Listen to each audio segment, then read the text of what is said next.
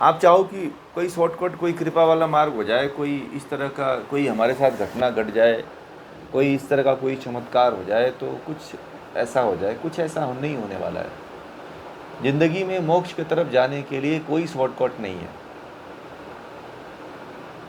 आपको ये रास्ते पे चाहे आज आ जाओ, चाहे 100 साल बाद आओ,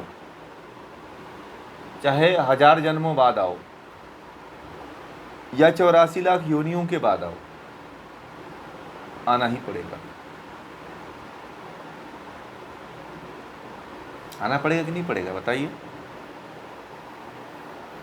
क्योंकि कोई घूमते रहेंगे, फिर जन्म लोगे, बार बार कष्ट भोगोगे, दुख भोगोगे आप, बार बार यहाँ जन्म होगा, बार बार बनाओगे, संपत्ति खड़ा करोगे, फिर मर जाओगे, फिर किसी दूसरे का हो जाएगा, फिर संपत्ति खड़ा करने के लिए फिर जीवन भर संघर्ष करोगे आप, फिर मर जाओगे, फिर खड़ा करोगे, फिर बाल बच्चे होंगे, फिर नाती पोते होंगे, उनका दुख होगा, उनकी समस्याएं होगी, फिर अपने प्रेम के लिए, अपने तपस्या के लिए, अपने भोग के लिए दौड़ लगाओगे।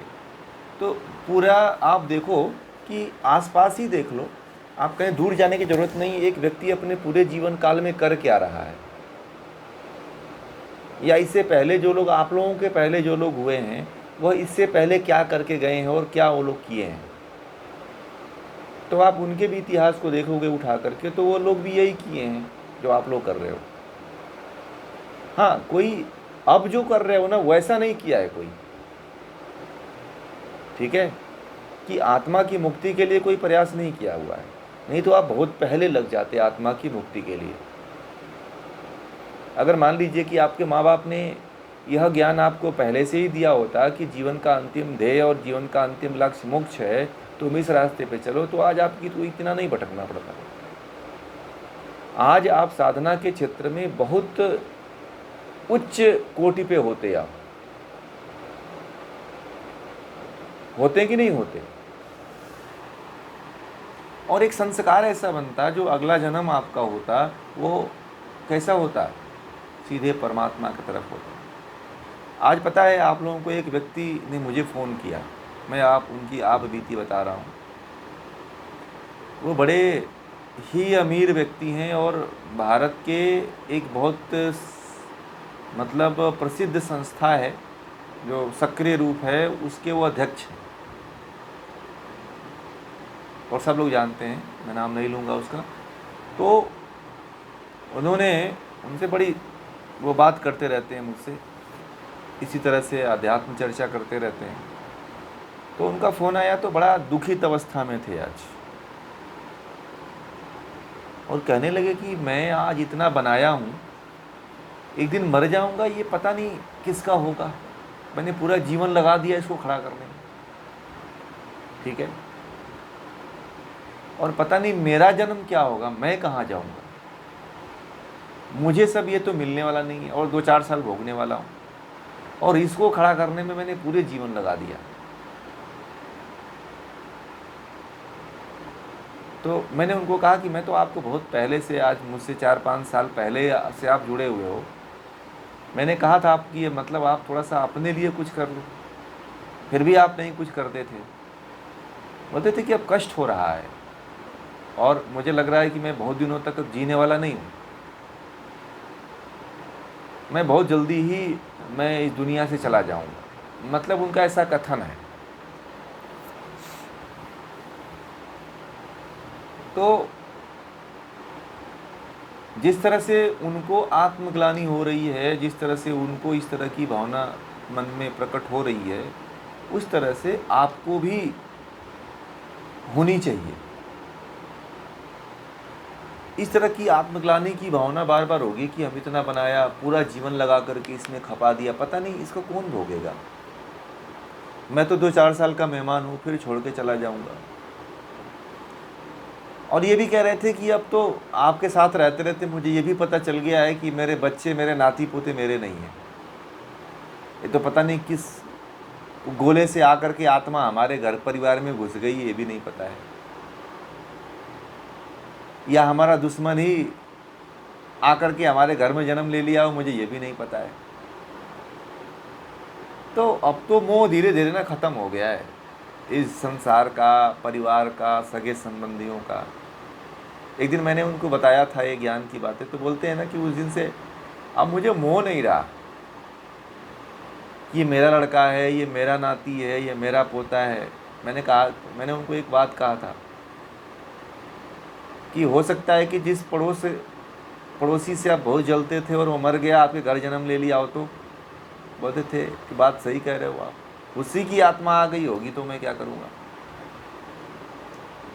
तो बोलते कि अब तो मन न लड़ने का होता है न छोड़ने का होता है, बस अब तो परमात्मा में लग जाने का मन होता है कि एक ना एक दिन सबको छोड़ना है, ये कुछ नहीं हमारा है, ये सब मैं जो जिसके पीछे पूरे जीवन लगा दिया, ये जीवन तो चला जाएगा, परंतु मुझे कुछ नहीं मिलेगा। तो मैंने कहा कि चलो आपको इतना ज्ञान हो गया है कि मेरा जीवन जो है यूं ही पहले से बेकार चला गया, परंतु अब तो आप कुछ समय जो बचा हुआ है उसमें लगा लो। तो अब व्यक्ति चाहता है ना कि उसको तत्काल कोई गोली खिला दिया जाए। आप लोग 2 साल से ज्ञान ले रहे हो तो भी अभी संघर्ष कर रहे हो,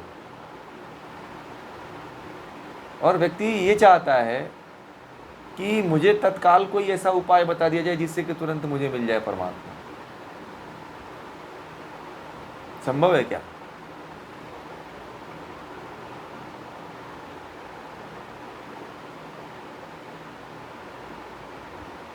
हाँ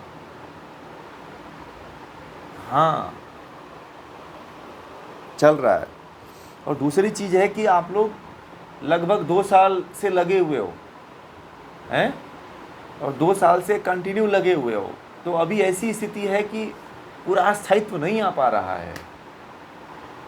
ठीक है, 2 साल के बाद भी अभी पूरा स्थायित्व नहीं बन पाता है। मतलब आप लोग दौड़ लगा रहे हो, फिर भी अभी आपको लग रहा है कि मैं पीछे हूँ। आप ये समझो कि जो दौड़ में अभी आया ही नहीं, वो कितना पीछे है, उसका क्या होगा, वो कहाँ जाएगा। ठीक, तो मैंने उनको कहा कि कोई बात नहीं,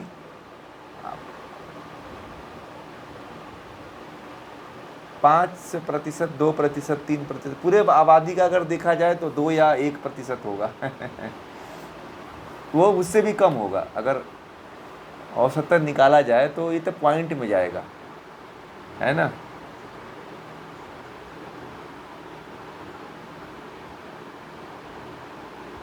नहीं, सच नहीं है। एक नहीं, रिलेशन तो होता ही है, क्योंकि वृत्तियां तो आपकी भी होती हैं और उसकी भी होती हैं। वो आपके धन को लेकर के मरता है, तो कामना तो लेके मरता है ना कि आपका धन हमें प्राप्त हो जाए, इसीलिए आपके घर में जन्म लेता है वो। ठीक है, अगर वो कामना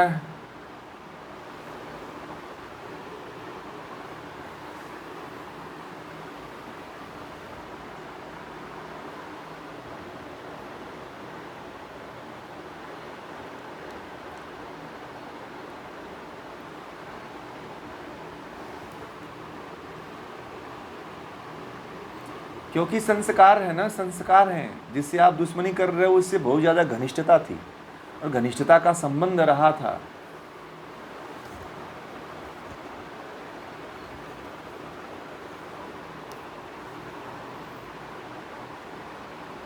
और एक बात बता दूं आपको कि जो 2 आत्माएं हैं ना, इतना जल्दी आपस में साथ नहीं छोड़ती हैं। पति पत्नी ने लड़ते हैं ना आपस में, अब ये समझ लो कि कहते हैं कि फिर अगला जन्म इसके साथ हो ही ना, परंतु परमात्मा उसी के साथ भेजता है। बड़े मज़े की बात बता दूं हाँ, एकदम सही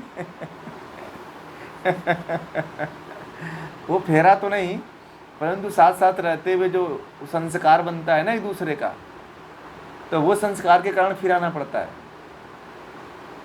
ठीक है, अभी उपनिषद पढ़ रहे हो ना, बस यही आने वाला है। ठीक है, यही आने वाला है अब। तो ये नहीं, नहीं नहीं, मरने के बाद नहीं, ये गलत है, ये तो धोखा है। मरने के टाइम भी करोगे तो भी नहीं मिलने वाला है, आपको ये भी बता दूं। हाँ, अभी से करोगे तो होगा। हाँ, ये तो फिर तो परमात्मा कहेगा कि ये तब तो तुम ही चालाक हो कि जीवन भर मजे लो और लास्ट में तुम मेरा नाम ले लो तो मैं तुम्हें मुक्त कर दूंगा। परमात्मा बोलता है ऐसे लोगों को नहीं चाहिए भैया, तू बाहर ही रह। ठीक है, वो कहता है कि तू ही चालाक है।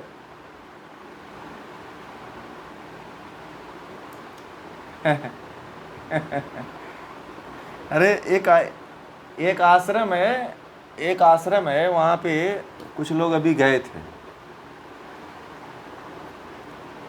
एक आश्रम है, एक वृद्धाश्रम में कुछ लोग गए थे।